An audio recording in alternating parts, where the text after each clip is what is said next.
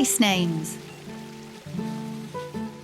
Have you ever noticed how lots of British place names have the same suffixes, and that some of them are quite strange?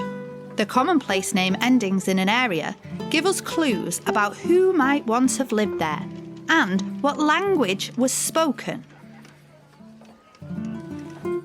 Many British place names have Anglo-Saxon or Viking origins. In the 9th century, England was split in two, with a line running from Chester to London. The Anglo-Saxons lived to the west and south, while the Vikings settled to the north and east, in an area that became known as Danelaw.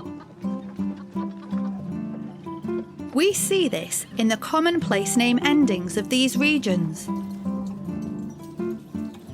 East Yorkshire, North Yorkshire, the Lake District, Cheshire, the East Midlands and East Anglia all have towns, cities and villages with names that can be traced back to Old Norse, the language of the Vikings.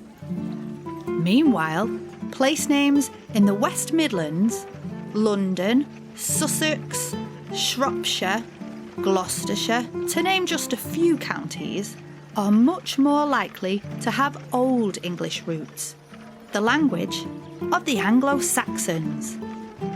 By far the most common ending for Viking place names was B, which simply meant village.